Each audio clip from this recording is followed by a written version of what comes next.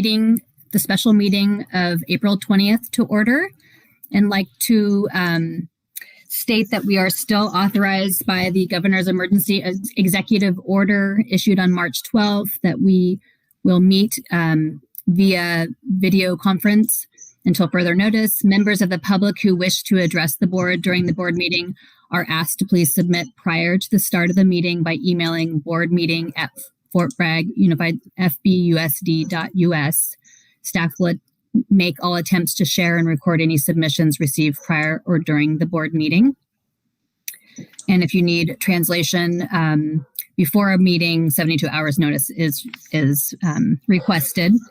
And I'd also like to share the vision of Fort Bragg Unified. Every student receives engaging and challenging learning experiences to reach their greatest potential and thrive in a diverse global society. And mission for Fort Bragg Unified delivers exceptional, engaging, equitable, and collaborative learning opportunities for all students. So may I have approval of the agenda? Is there anything that needs to be pulled or is there a motion to approve? Motion to approve. I'll second. Very good. All in favor? Yes. Any opposed? Very good. So moved. And 1.3 is our public input. Is there any public input on agenda items, which is our special meeting? At this time, we have no public input on agenda items. Okay. And 1.4, do we have any public comment regarding initial proposal for negotiations with FBDTA? We have no public comment or public input at this time. Thank you. So moving on to our action, 2.1 is the bond audit. And it looks like before us is to consider approval to engage Christie White and Associates to perform the initial audit for our Series A General Obligation Bond Program. So Wendy, did you have more information on that? Just a little bit. We are required, once we start spending this money, we're required to have an annual audit, just like our regular financial audit. It's very nice to try to keep them on the same schedule as our regular audits, and generally the firm that does our regular audit does the bond audit. This one will be very simple. They've given me a price of $4,000, which is good for an audit of any kind. And so what I'd like to do is get your approval to just engage with them as sort of an addendum to the contract we have, as this is the third year of that contract. And then when we go out to get proposals for the next 3 years, we will include the bond in that proposal as well. Board members, do you have any questions for Wendy?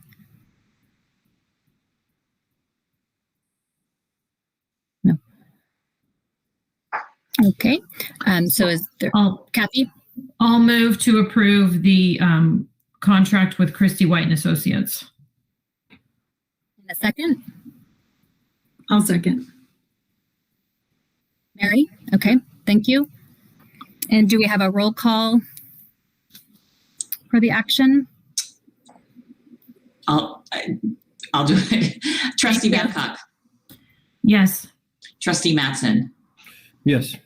Trustee Makala. Yes. Trustee Schneider. Yes. And President Pioli. Yes. So moved. Thank you. 2.2, we have the initial proposal for negotiation for FBDTA. So we gave you the initial proposal at the April 8th meeting, and you're probably thinking, doesn't this have to be 30 days? And so I called Nancy Klein, and we are actually beginning negotiations on the 22nd. She said there was nothing in the government code that mandated the 30 days. It's nice to do the 30 days. She felt as our attorney, it was more important for us to provide public input, and then have another meeting to discuss it again. So here it is. And then for you to say, go do it or not go do it. So really all we're looking at is salary and benefits right now. And then I'm going to be asking her about some other COVID-related questions for future negotiations. So you might see more letters from us. I'll know more tomorrow. But for right now in front of you is your request to approve sending myself and Wendy and our administrative team to work with our teachers. And I'll ask again, I don't think, do we have any public comment? Has anything come in since we've been? There's no public comment at this time. Okay. I'll keep checking. Kathy, do you have a question, clarifying question, or did you want to move? Okay. Mary? I'll go ahead and move that we approve item 2.2, negotiations. Scott, would you like to second? I'll second. Is it still okay to ask a question? Oh, sorry. Yes. No, that's okay. So this is the letter that said it's what we want to reopen, right? Mm-hmm. Yes. And so the only thing that we have interested in reopening is salaries, nothing else in the MOU. And that is because when we left negotiations in May, we said we would only reopen salary. And this isn't the MOU. This is the contract, the regular contract. Okay. Good clarifying question. Thank you, Scott. For clarifying. Yep. Thank you, Wendy. We have a first and a second motion. May we have roll call, please? Trustee Schneider? Yes. Trustee Babcock? Yes. Trustee Mattson? Yes. Trustee Makala? Yes. President Paoli? Yes. So moved. And that leads us to our information and discussion for this special meeting, which is the COVID dollars, the AB 86 funding planning. So Wendy, I believe, are you presenting? I have the. Are you going to put that document Yes. up or okay?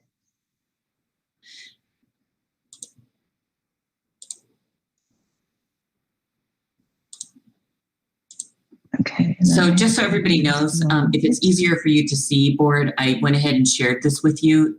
You should have it in your inbox if it's easier to view on your own screen versus this. And Wendy, do you want to begin the discussion?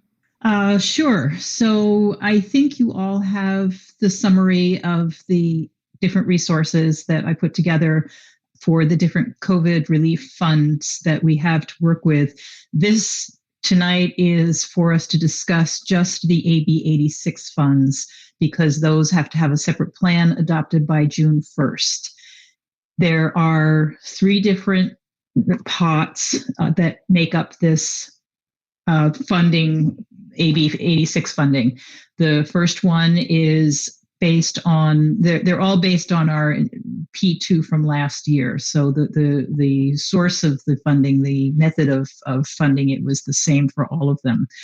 The first part of it is $635,000, and that's fairly broad use, any purpose consistent with providing in-person instruction. The second piece is a little over $1 million. 85% of that has to be used for in-person strategies. 15% can be used for remote activities. And in that is included approximately $116,000 that was based on our homeless student count. And for that, that's the piece that we have to have the plan for June 1st. And then the third little piece is $291,000. That's the 10% set aside for paraprofessionals. So all of the items that are in the list of things that we presented fit into these allowed uses so I don't know if you want to start from the top, Becky, or can I jump around a little? Okay, so, and even though she's muted, I can hear her down the hall. So, jump around, I'll move. So some of these are kind of take care of all of the items that are going to pay for them. So for instance, the second item is increase instructional aid hours and positions. That piece that is for paraprofessionals is to be used for salaries and benefits.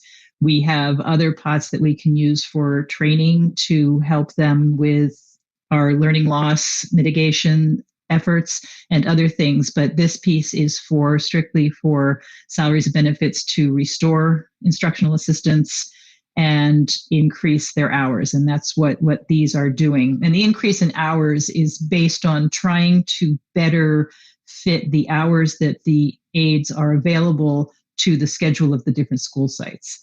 So the positions will stay with the schools at those hours based on their schedules. And each site will be, some of them will be the same, but there will be a couple of slight variances to it. And we're also trying to keep that to a level where it's not required for people to take benefits, but they can opt in if they want to. So it's not forcing anybody to take the benefits if they don't want to.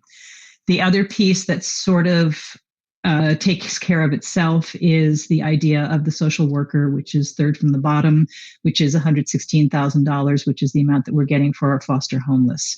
That's a in-process discussion with the Coast Clinic to procure a social worker through them so that we can help our foster homeless youth manage all of the things that they have to manage with, to work with them and their families to help them. And then the other pieces are things from that larger pot. First of all, the third one from the top, fund in-person instruction.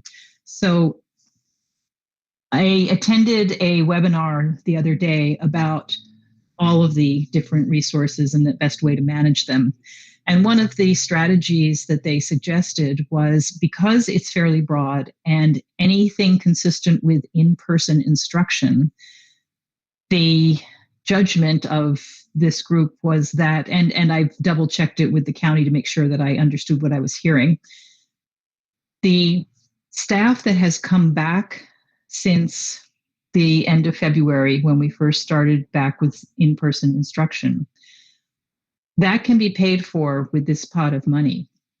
The benefit to doing that is it frees up our general fund dollars to be able to use for other things, for any other use that we need in the district. And so we always look to use our restricted funds first, and so that we can free up our general fund dollars moving forward. So this would allow us to move $635,000 out of our spending for this year and keep it for other costs that will be coming down the road in coming years. It's not a huge amount, and it's basically one time, but it does move the goalpost a little farther down the road before we might have to consider doing different things. And then the other pieces are the ones that come out of that largest chunk, that $1.1 million.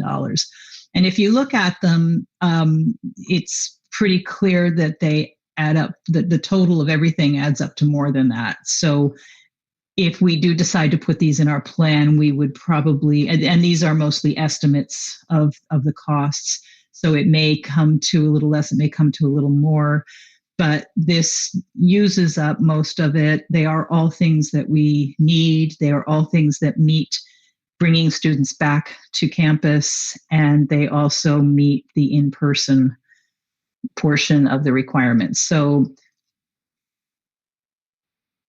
these are suggestions that we are bringing to you based on discussions with administrators and teachers and other people to see what needs they have for having students back in classrooms. And these kind of fit the bill for all of those. So just in case the public can't see these really well, let's just go through the list really quickly so that everybody has a clear understanding. The first one is classroom desks and chairs. We have many classrooms that have shared desks or double desks where we have two students side by side. If we move into single desks, then we can do a better job of keeping kids apart. Desks are not cheap, and we never have any money for desks and furniture. It's just one of those things that's very rarely allowable. So taking advantage of the opportunity to be able to do this brings in, I want to say, a little over 1,000 desks to the district. We have right now about, I want to say almost 500 going to the high school, 225 going to Redwood, another 200 to middle school and Dana Gray. So, and chairs included. So that's the first one.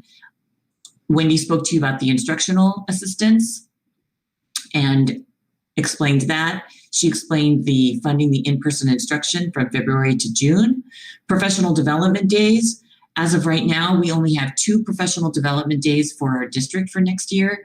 That happens in August. We have 1 set aside for the first workday in November. We are a little concerned that we won't have enough time to really work with our teachers on some of the new curriculum and the new initiatives, and new is the wrong word, but current initiatives that we have.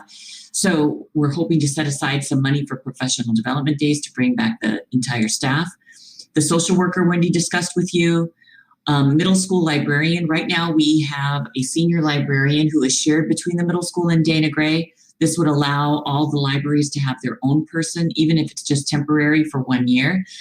The reason we believe this is important is so that we have a place for students to go. We have the libraries open for books and to provide another space for overflow should that be necessary. And then the last one on here is to upgrade and replace Chromebooks. This equates to 1,000 Chromebooks that are much faster, beefier, if you will, and includes a 3-year warranty. So we're excited about that.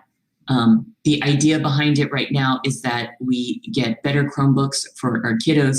We use the current Chromebooks as class sets so that the kids aren't taking them back and forth. So when you add all this up, it comes out to be more than 1.7 million, which is the AB 86 funding. There are other things that people have suggested.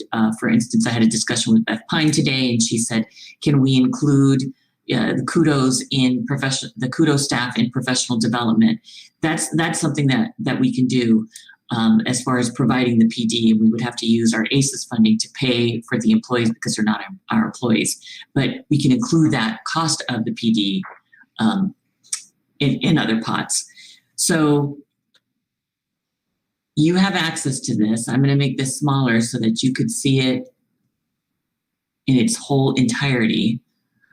Not really in its entirety. Do you need me to continue sharing? Okay, so now we begin. What are your questions?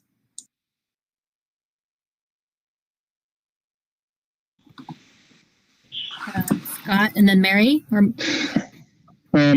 So I have questions about a few different items, and I'll just throw them out there and you can answer accordingly. For professional development days, great idea to include that. Do you have any idea of what kind of professional development you would provide? I'm only asking because I think that there's going to be a lot of healing to do after this. I think there's going to be a lot of professional development that might be able to help both the staff and ultimately the kids readjust and readapt back to school. So it's more of an open-ended question. I don't really need an answer to that one, just kind of, I guess, more of a thought. The social worker, I know it says funds are specifically for foster and homeless youth, but will this social worker be available for all students? And then the last one you kind of answered already was with the Chromebooks. My fear was we were going to have to spend this every year, but it sounds like these will last at least 3. So that's great. And I think they'll last more than 3 years, Scott, to be honest with you. We just have the warranty for 3. As far as and it's a warranty no matter what happens to them. So drops going in a pencil puddle through the screen, they will replace it for 3 years. They try to watercolor their Chromebook instead of the paper. Exactly. Right. Got it. Okay. And then as far as the professional development goes, one of the major focus for us next year is restorative practices, really building relationships with kids, listening to kids, building relationships between staff and students, staff and staff. So restorative practices, we did our first step with it this year. Our teachers have been engaged in community building circles. We are hoping to move to the next step of implementing respect agreements and understanding what those respect agreements mean and how to live by them and keep them sacred. So that's part of the next step of our restorative practices, professional development. I think it's hugely important, especially considering the healing that does need to be done, really making sure that our students and our staff, we give them the tools to help build stronger and better relationships and have a deeper understanding of where people are coming from. So that's another step. Another step of the PD is working with Kelly Smith. for continuing on the road of active student engagement and working through building and further developing our MTSS process and development. So those are the big umbrella items for professional development. And I think you had one more. The foster homeless. And while that person would be available, we have 116 students identified as foster homeless. So the probability is that they won't have a lot of time to do a lot with other students if this is deemed to be the focus. Their attention will primarily be on those students, but yes, they would technically be available to other students if they had the time. Mary? Yeah, I was just wondering, and kind of piggybacking on what Scott said about a lot of healing to be happening, hopefully. So are there other pots of money do you have plans for mental health supports for students as well as staff? That I just think people are going to be suffering some PTSD and needing more than might typically be needed. We have extended contracts with our NPA provider who will be working with all of our students in different ways. And we had her on contract already to work with some of our students. And now she's doing extra work that's focusing on the issues that students are having as a result of the pandemic and being isolated. So she's also keeping track of those hours separately. So yes, we have her slotted into several different resources. And as we use them up, we move the rest of her contract over to a different one. And so we're continuing with extended services from her. Okay. And then what about any plans for staff? I think we're going to have people that are suffering as well, adults. So right now, the NPA is what we're primarily using. We haven't talked about staff mental health and providing services for the staff. I think it's a valuable component to consider. I don't know how other districts are doing that. And I don't know what the money allows us to do. My understanding was that most of it was earmarked for students, but I'm not sure. Okay, thanks.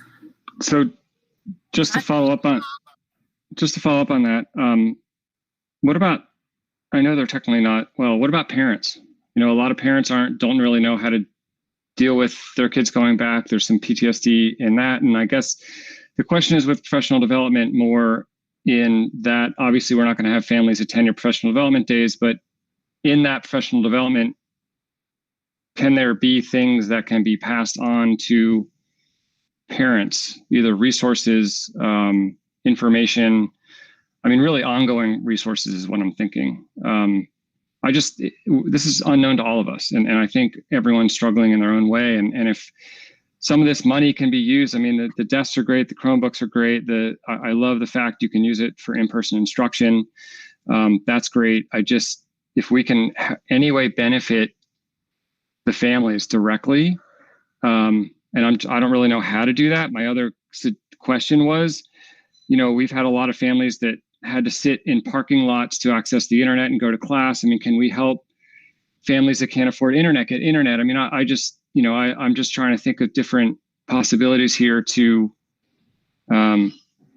use these funds to make it easier for families. Wendy, do you want to respond? Do you want me to respond? I'll start. I don't know if we can actually spend these funds to assist parents, but I know on our website we have a lot of COVID resources for parents where they can go get services. As far as the internet access, by August we should be back. We shouldn't have students sitting in parking lots with their internet access, but we have the internet room. So if somebody's having that kind of a trouble and they're trying to do work there, we might be able to fit them into the internet rooms. And I don't know that anybody's been turned away from those rooms. So I'm not sure about that. But the other problem with providing connectivity is it's not so much that they don't have the students who don't have service at home necessarily. It's the ones who live 5 miles out Highway 20 that don't get any signal anyway. So providing them with a hotspot would be useless, because we did talk about that early on. So that's part of the tricky part with this, is trying to figure out how to help with all of this. One of the things that we are looking at in a different pot of money is we're looking at, I'm working with CSEA right now to bring on family liaisons, 2 of them. And that's going to be on the May board meeting agenda for you. We're exploring job descriptions right now. The job description will have to be negotiable. I met with the EL families, Mary, Diana. I think you were part of those discussions, and we specifically talked about how we are underserving our students who come and their families don't speak English, and just navigating our school system. So looking at family liaisons that can help any family who needs help negotiating our system, regardless of what language you speak. So what's tricky about this, from my understanding of it, Scott, is that the majority of this money is specifically written with students in mind. What I would say to all of our staff is that if they need help, and they have our insurance, that we absolutely can look at counseling services through our insurance. We could also work with our counseling staff that has a pupil personnel services credential, and talk to our counseling staff to see what kind of services we can provide to our staff. I know our counselors were providing like a lunch bunch once a week, and it's difficult to kind of put your finger on the pulse on what our staff will need. The county office of education is doing actually a great book group on a book called, I believe it's Learning to Feel. And so I think there are things that we can do if we can mobilize our folks who need some help.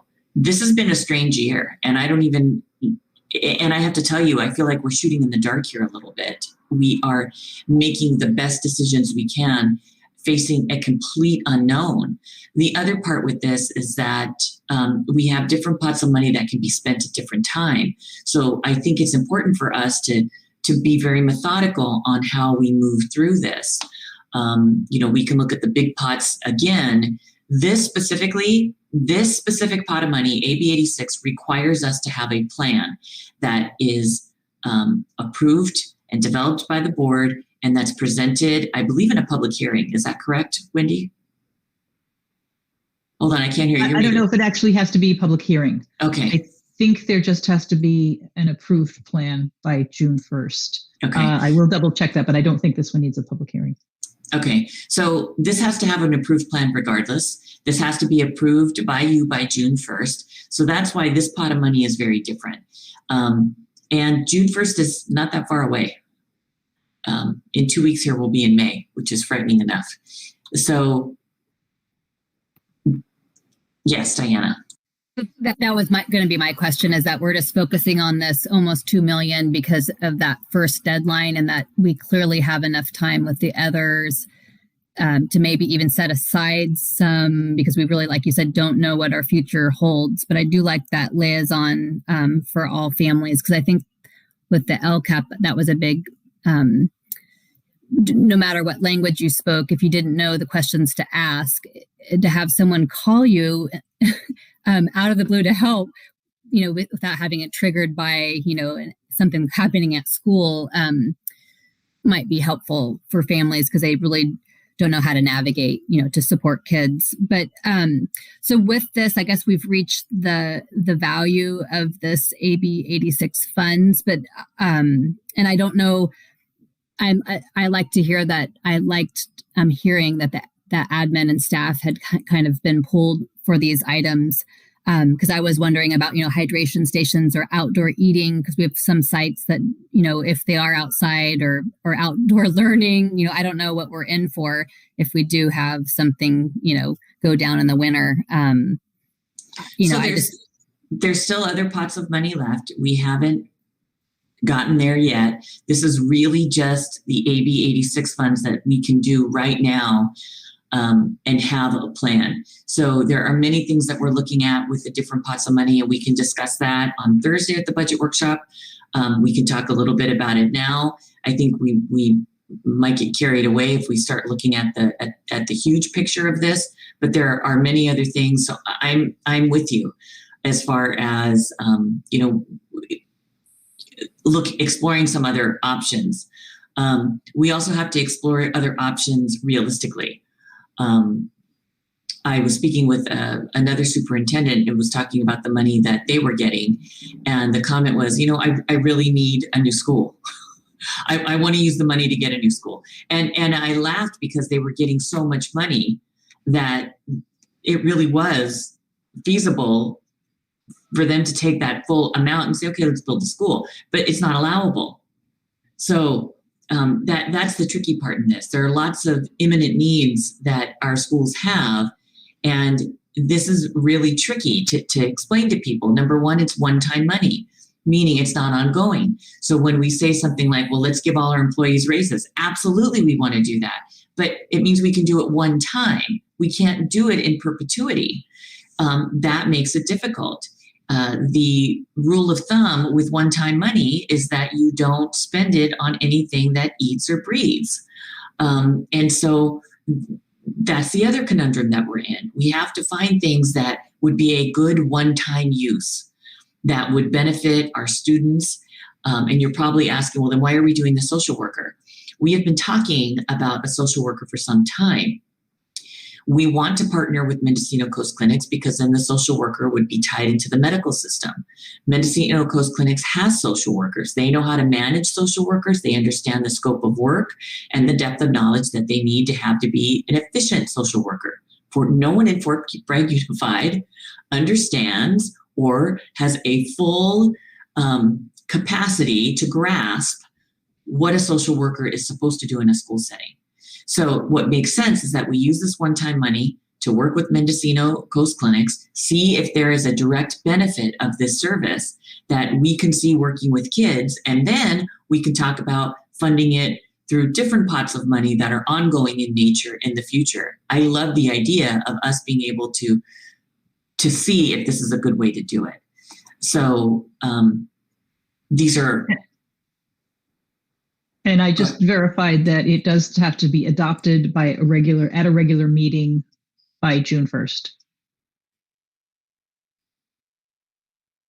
That really means May, maybe, or with another special meeting. Well, it has to be a regular meeting. Regular meeting. So the regular meeting in May, I think we can probably have this plan ready to go. So obviously I don't have, or the board doesn't have data on areas to focus on, but I think in any normal year, reading, writing, math is always something that we need to focus on. So there's a plan with that, or, that takes time. We can't buy time. I wish we could buy time. So how are we addressing that? Know that right now we have things in the works. So for instance, we have hired an additional intervention teacher at Redwood for next year. So instead of one intervention teacher, we now have two. We hired an additional intervention teacher at Dana Gray. So instead of having one, we now have two. We hired an additional intervention teacher at the middle school where we had 0. Now we have 1. We have spent over $300,000 on the reading intervention program that's coming at us to begin in full force in the fall.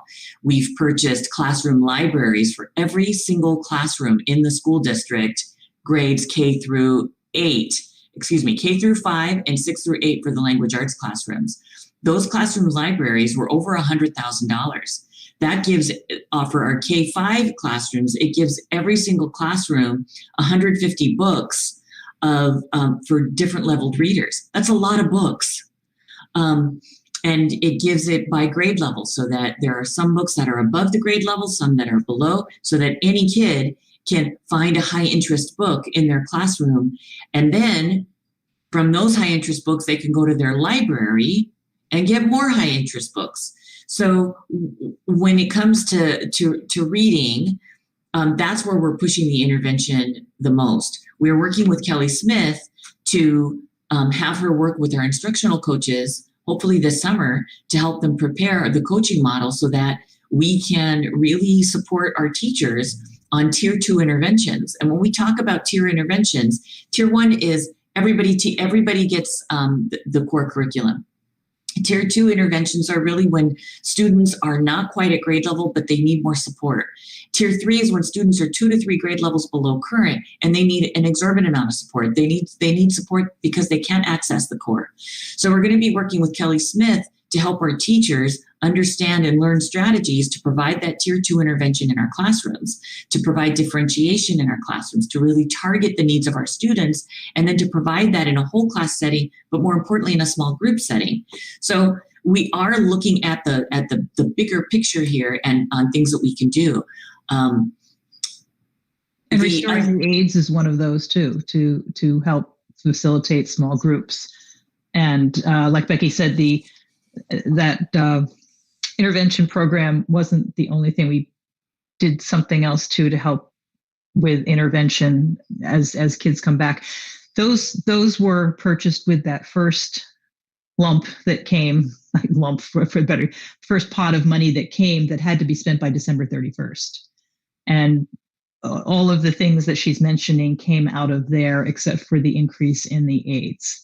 So those things have already been done. And with the other pots of money that come after this, we may need to do that too. But we really looked at those kinds of learning loss mitigations with that first pot to be able to address that. So this is sort of some more we can do to help kids return to in-person learning and also shore up the strategies with the professional development to deliver those intervention programs.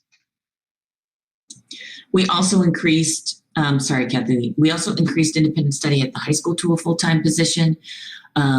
We increased a part-time math teacher at the high school to a full-time position just to be able to provide some more support classes for students.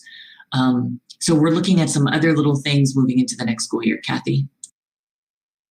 This was the first time we've seen that list, and you say that staff was consulted, but can you give us a little more detail on how that list was derived and who was involved and things like that?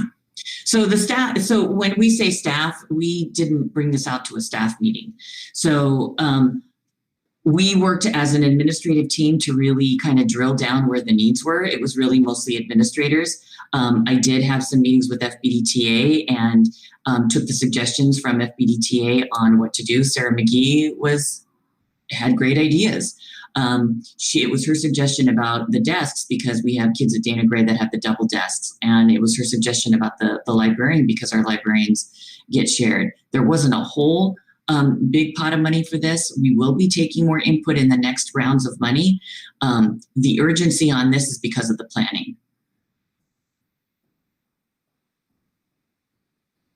Just a further clarification on the aids, is this providing a couple of hours at each, classroom? Is it bolstering more aid assistants than they've seen before? Because it seems like they might need more. So we're in trouble here. I just want to be really clear with everybody when I say we're in trouble. We're in trouble because we can't get anybody to apply for our jobs. Right now, we are going to be triaging like crazy. The absolute first place that the aides are going to get placed are our special ed classrooms.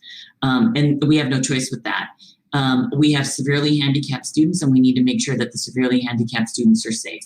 So that's going to be the first order of business. The second order of business is going to make sure that the remainder of our special ed classrooms are fully staffed so that our students receive the supports that are identified in their IEP. Once we get that done, then the next order of business is going to be to bring back to hire and fill the 8 positions that are the classroom positions in nature. Right now, we have 9 classroom aides at Redwood, 3 of whom are bilingual aides, and 6 are classroom aides. At Dana Gray, we have, I believe, 1 bilingual aide and 5 classroom aides. Once we get those filled, if there is a greater need and if we can find more people, we'll consider adding that in. For right now, though, we can't even hire for what we have out. So I'm nervous. I'm nervous because I don't know if we're going to fill all these positions. It's great to say, do this, do this, do this. I was in one of our local restaurants just now, And I said, oh, when are you going to open up? And they said, well, we can't find anybody to wait tables right now. So we're going to have to stay, we're going to have to stay on to-go orders until we can find people. The hard part right now, the workforce is not plentiful. Wendy, did you have a comment? No. Well, I mean, this is a bigger conversation, but I definitely want to, I mean, the other pots of money, I know that this is specifically the AB 86 that's already kind of earmarked, but to continue the CTE, because you look at how the world stopped, but there were still folks and careers and trades that were keeping the flow of the world moving. And I really want to continue that, you know, in the sense of the linked learning. I don't know if that's the term for CTE, where you have the internships and you have some beautiful relationships with community, you know, with the, you know, Mendocino Coast Clinic at Venice, you know, to have, you know, education be priority, to have, you know, adult high school kids, you know, going into classrooms to help with that because they're there. And I don't know what that's a bigger conversation. And this money seems like that would allow us to continue that and make those programs thrive, because the workforce that comes out of the CTE is pretty valuable to keep the world going. But there are some great professions that we need, you know, in this virtual world that was also, you know, successful if you can work from home. But I just want to make sure that I think that'll continue to improve with the opening up with the workforce. But I definitely think that's not just an educational or school district issue, like you said. And so let me clarify for all of us so that we're clear. When we talk on Thursday is really going to be our opportunity for you as a board to really discuss the budget priorities for the next 3 years. Okay, that's what Thursday is about. So we're going to be able to look at that. This money, I just have to remind all of us, this money is one time. Every single penny that's coming to us, while it is a boatload for us, okay, it's one time in nature with some very specific strings. So can we do things to shore things up one time? Sure. Is it going to help us shore it up ongoing for the next 3 years? No. So that's kind of what we have to remember with this. And it's a little tricky because I see this money helping us with AIDS, and I think it's great.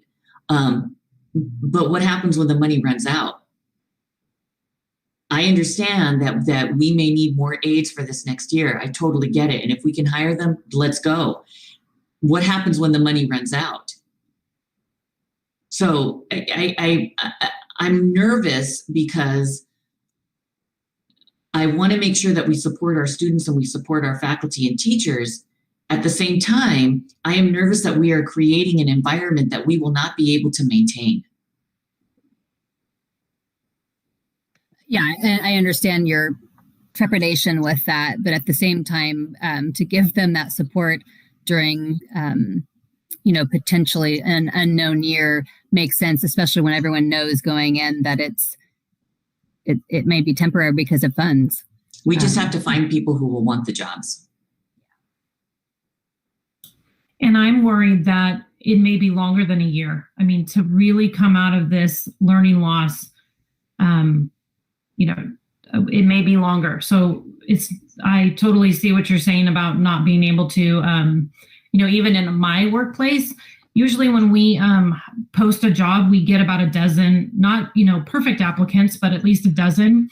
I've had a sign posted for about 2 months and we've gotten 4 people that have applied. And it's, so I get trying to find people to work. So if we can find them, great. But I even think we may have to figure out other creative ways, which Wendy seems to do a lot. But we may have to, I mean, because the need will be there from the students. But that's just. And we have time to spend these funds too. These funds are designed to go through December of 2022. So we have a year and a half to spend them. And so if we don't get all the aids we want right now, maybe we will further into the year. And so that's the hope, is that we can bring more of them back, maybe not immediately, but moving forward. And then next year in 22-23, that's when we start talking about priorities. So we have these extra aides. Do we continue to try to find a way to fund that, or are there better things we can do? So it's not going to be full stop on December of 2022. It's going to be, okay, now let's look at what we're doing. Do we need to figure out a way to continue this, or can we convert to a slightly different path? So for this meeting, for this purpose, this is just information and discussion. And are you envisioning that this would be our potential list unless someone had some absolute, needed to make some changes or suggestions, that this would be on the agenda for May? So what I would request is that all of you have the discussion. Do you see these as, is there something on here that you say, hey, Becky, nah, put it somewhere else? Is there, if everything on here looks meaningful and purposeful and we run out of money, then we find another pot of money to take it from. These were the immediate suggestions that we had for this pot of money, and it's over 1.7 million right now. And I can tell you right now that Professional Development Days has the potential to be way more than $306,000. So there's lots of different things going on here. So with that, it's really, we need you to be able to say, okay, yay or nay here. I don't think this belongs, but I want to put this in. And then you could ask Wendy right now, can we use it to buy everybody a pony? And she will say, no, you cannot. So, but this is where the only time you have to talk to each other is at an agendized board meeting. So, and this kind of gives us a little bit of direction if there's no objection to these things, or if there are other ideas that you would like to see us pursue differently, to start putting the template together, because there is an LCAP type template that they have provided that we have to start working on to bring to May's regular meeting for approval. Okay, so Scott and then Kathy.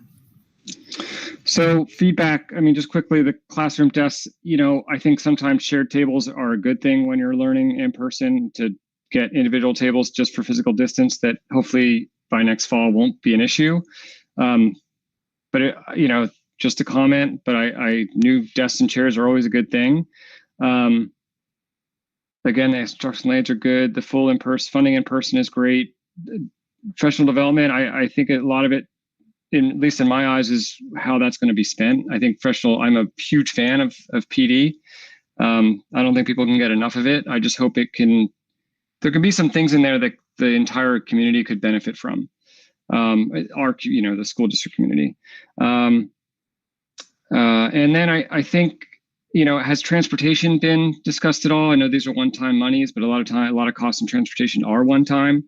But other than that, the direction is, for me, is good. Kathy? Actually, Wendy, can you answer the transportation question? Because I'm curious now too that he said that. Well, that's a regular ongoing expense. A bus. Well, yeah, exactly. I was thinking like a bus or a van to go to. We don't have drivers and routes. We actually talked about this last year with the first pot of money that we had to spend. Do we want to get a bus? And we talked to Barry, and he said we don't have enough drivers and we don't have enough routes to get another bus. So all of our buses are in great shape, and no need for a new bus. We've got a new one coming that hasn't arrived yet. Okay. Just a question, Yeah, no, it's a good idea, and we did toss that about last year, but it was something. It has to fit into the reason for the money, which is getting kids back to school in person and safely. So our buses are fine. We can't support any more drivers or routes, so it wasn't a thing we felt we could even sort of justify. It was okay. It would have been nice, but it would have been questionable. Yes. Could you use, I'm totally thinking out loud, but could you use it as enrichment to provide for enrichment programs, which are really going to be, I think, are really going to be important for kids when they're coming out of this the isolation? a total side note, you can think about that and then, but if kids are going to field trips or, but again, we might not have the drivers, but okay. So my thought is, I think this list is fine. I'm a little, I understand we're on a timeline and I'm a little confused, or I don't know if confused is the word. I want to say that I want to be more involved in like the priorities. Like we've had lots of people on the board bring up things about mental health. So can we talk about that out of this money, the board feels that a huge chunk of this, COVID money, not necessarily AB 86, but of the money should be used on mental health services. Is that our role? Because we're not having that. Tonight, this list was given to us. I feel like there's really not a lot of time to discuss it. And so I'm fine. There's nothing on it that I'm like, holy cow, that is way out of line with what we should be doing.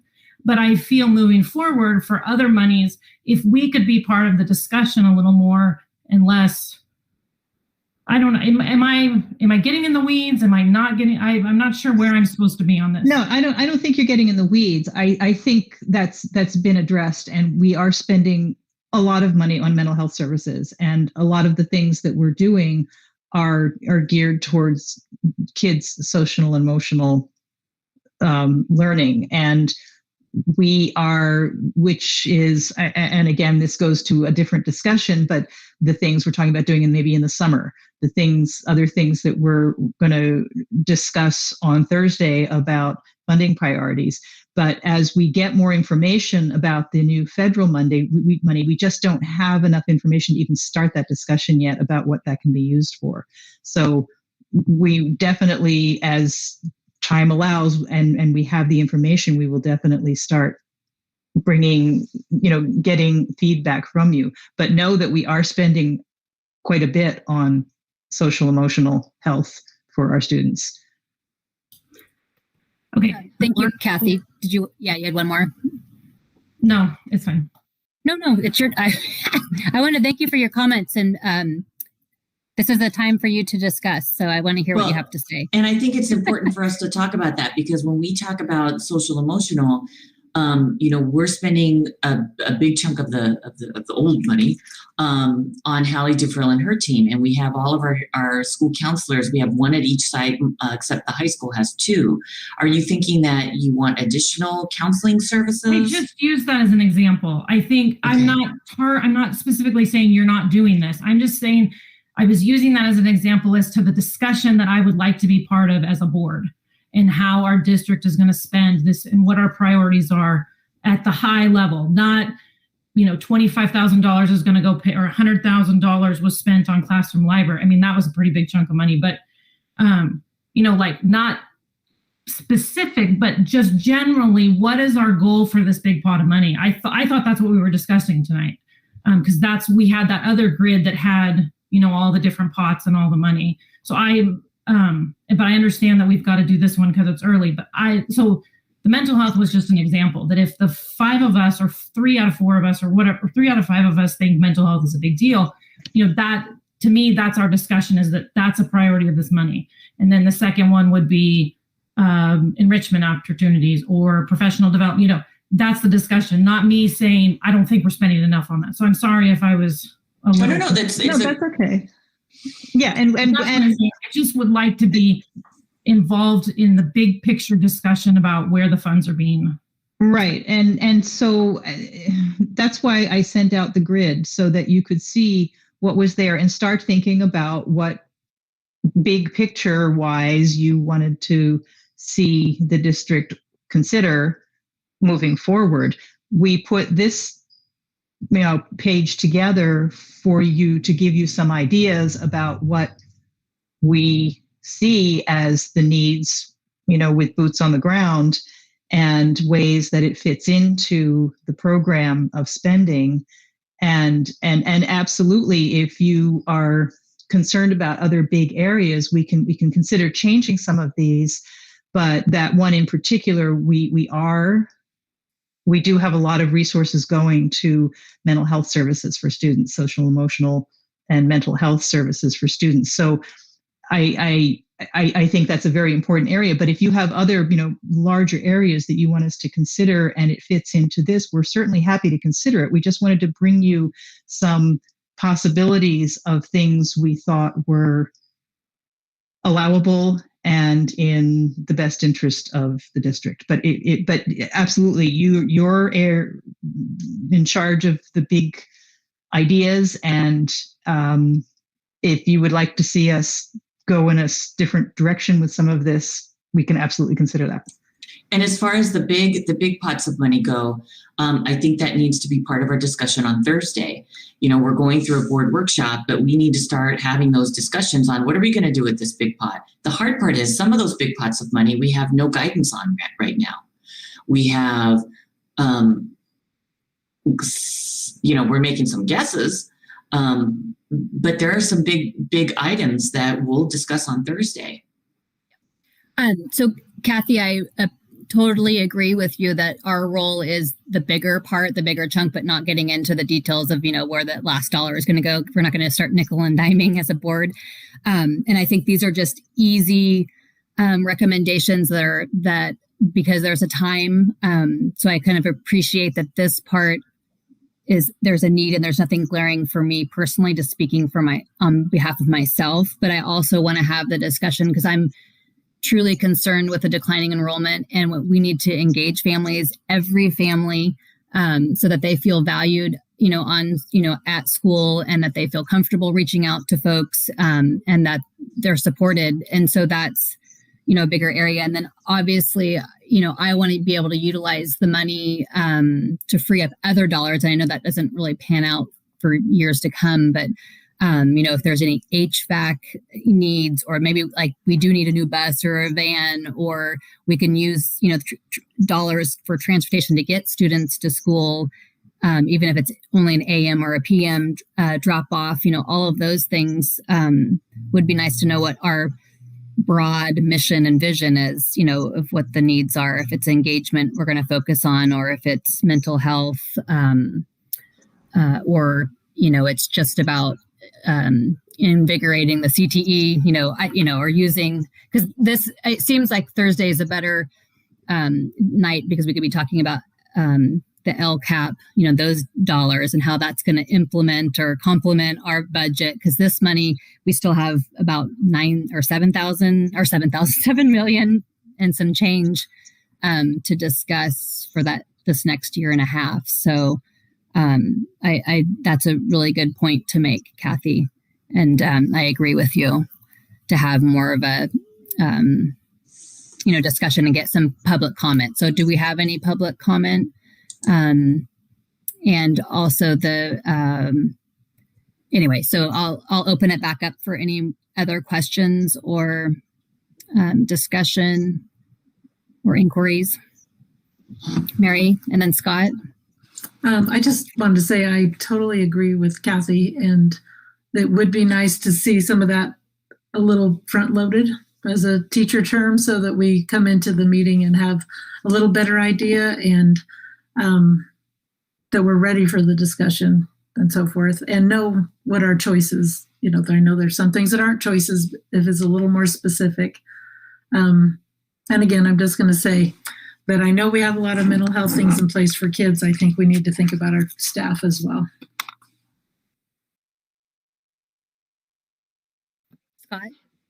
I was just going to say it's a good point that we can talk about this list again on Thursday. So I don't know, it sit with it for a couple of days. You guys got at least some of my feedback and our feedback. And, I agree. The more you can kind of give us ahead of time, you did that chart already, the 3-page chart of when, where it's coming from, when it's due. There's a lot of TBDs in there, I understand. But if there's a way to outline it so that we have a clear picture of if there are deadlines to spending, what the parameters are, and of course the ideas you guys have all come up with to so the deadlines on all of them that we know are on that sheet, and okay. I could print pages for each one of them about the allowable uses, but I gave you what I thought was a thumbnail of what the intended use was.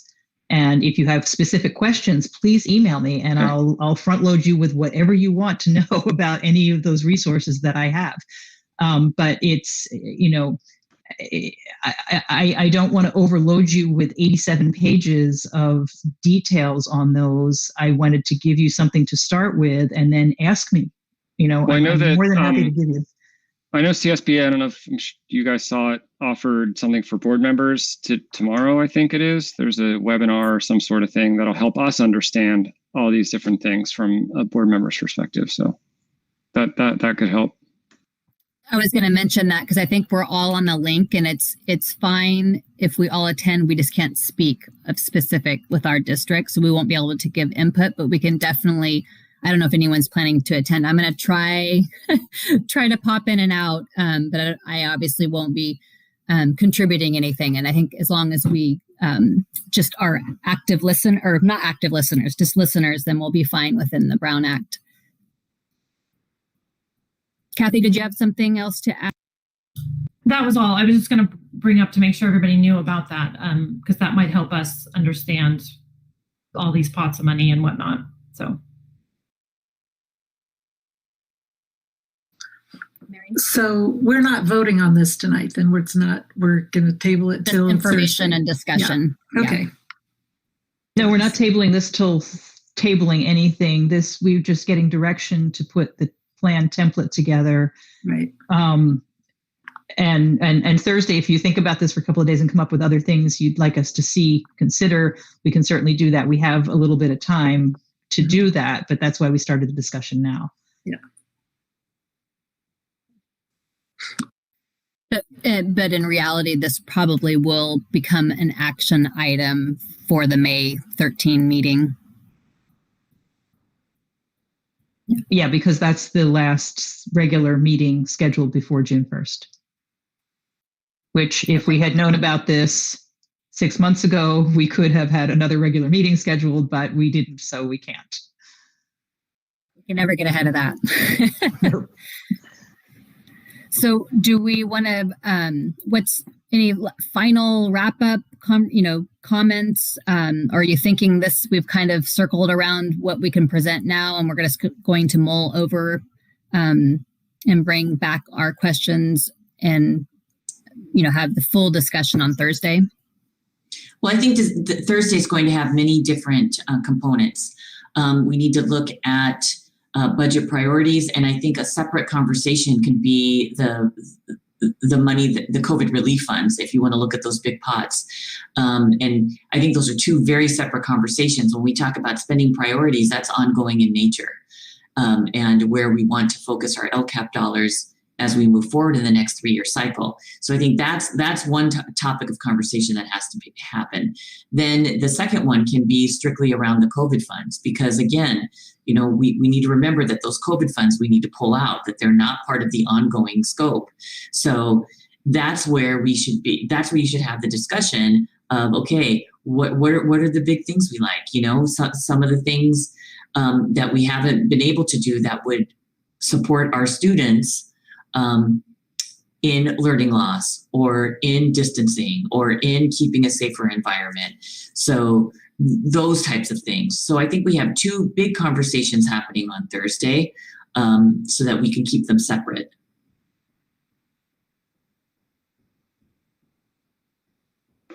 So just in regards to Thursday, I don't know if it's possible to add a brief superintendent update to the agenda, because I'd love to hear how that survey's going and what's happening with in-person and all that. I know we can't talk about it tonight, but it'd be great if we could at least hear about it. I know, on Thursday, if possible. Yes.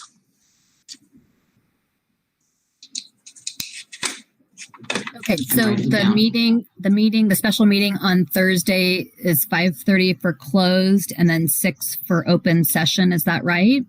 That's what I have. Okay. Yes. Okay, that's what I have as well.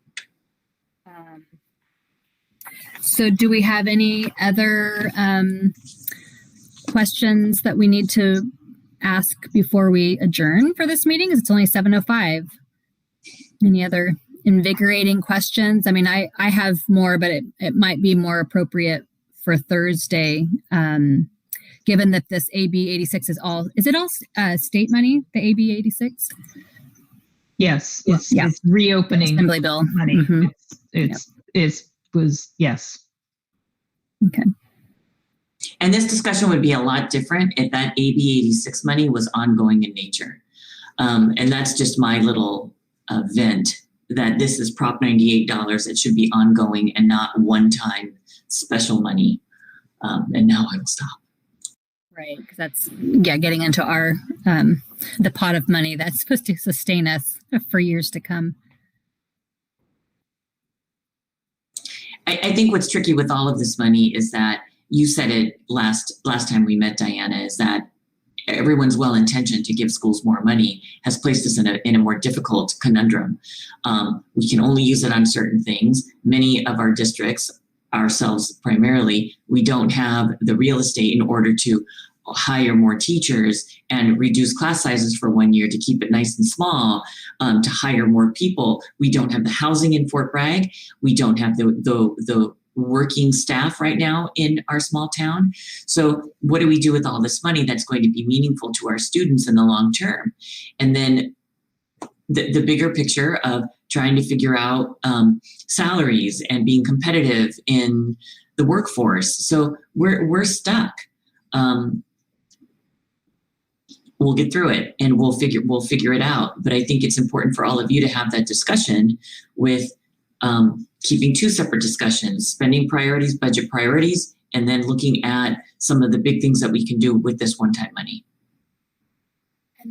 So before I ask for a motion to adjourn, are any of these funds, or this might be a question that you can answer on Thursday, that we can do to enhance our sites? I know obviously we have a bond project going on, but I can't imagine, this is the time to maybe, not really, but there are things that people always ask for. If we could have this, that, or the other thing, which would be kind of construction quasi stuff to enhance and make the environment of learning easier. Is that something that we can use some of these dollars and get more creative that way? Because, to me, that makes sense to make the workplace more inviting and engaging, we'll structurally. Back on Thursday. Because the only thing we have on this agenda is AB 86. Okay, very good. So I think we've talked in circles a little bit. So if there is no final discussion, we can move to adjourn. I just want to say, since I haven't said anything else tonight, we have a lot of things going on, and it's pretty overwhelming with $10 million to spend and millions of dollars in new construction and COVID coming back. So it is a lot to think about. It's not only a lot to think about, Jerry, it's a lot of timelines that make it difficult. So that's what I'm consumed with, trying to get these things written and done in a way so that folks have a voice, and at the same time keep the order of business operating every day. Right. Well, and Jerry, did you want to add? Well, I was going to say, there's two sides to what Kathy said. It's great to have a lot of information as far in advance as possible, but on the other hand, getting a first run at what you think is good use of the money and then giving us an opportunity to chime in has worked out pretty well too, I think. So we got there either way. But having more information sooner is certainly not a bad thing. And actually, I've attended several webinars on effectively managing these COVID funds, and every one of them suggests that you bring some ideas to your board so that everybody isn't starting with a blank page. So that's one of the reasons we decided to bring you some ideas so that we weren't starting from zero. Well, and I appreciate that you didn't bring us. I was half expecting, 7 million that you've had, already allotted. So, or had big ideas about, but these anyway. So I think no one is stating that the proposed list here of funding is not appropriate. So I think that's a pretty safe list, and definitely want to have more conversation on Thursday about, what other staffing is needed. If there's staffing at DO, given the pandemic is still continuing, and there's just you almost need a liaison pandemic, someone at the, DO, because that's a whole position in itself that Becky's having to straddle, along with that we're, continue to have to do our normal, work stuff. So just thinking about that, what are needs that'll be temporary, that position wouldn't be needed forever. And so I don't know the burden that the pandemic has created for the DO. I just can't imagine how you guys are sustaining. I think right now we are not going to have any talks about adding at the district office. That's going to go over like a lead balloon. So, but thank you for thinking of us. We're making it work. There's lots of things in the district, and I think that's what I'm looking forward to on Thursday is really outlining those budget priorities. And I see three main things on that agenda. So when we get to it on Thursday, we'll have more to discuss. I'll make sure that we have an in-person report so that you know where we're at. There are new developments, which is great. And we'll put AB 86 back on the agenda so that all of you can have a chance to contribute back to it after thinking about it for a couple of days. We'll add the budget priorities as we go into this LCAP year, and then we'll add in the COVID relief funds so that we can talk about those big items. Very good. Thank you for summarizing that. And so the LCAP and the budget will be kind of one and the same, or that would be a separate item, or we're not going to talk about LCAP, the supplemental concentration really, fund. this is budget. Okay. Am I right on that, Wendy? Yeah, the LCFF funds are the major part of the budget. So yes, they will be discussed and priorities for those. Very good. So it's 7:13. Do we want to move to adjourn? So moved. Is there a second? I'll second. Oh, go ahead. Go ahead, Mary. No, you got it. Yours. Any objections to adjourning at 7:13? Thank you so much for the discussion and the compiling of the list. And we will see everyone closed session at 5:30, 6 o'clock for open. Thank you. Thanks. Thank you, Nate. Good night. Good night. Thank you. All right. Nate.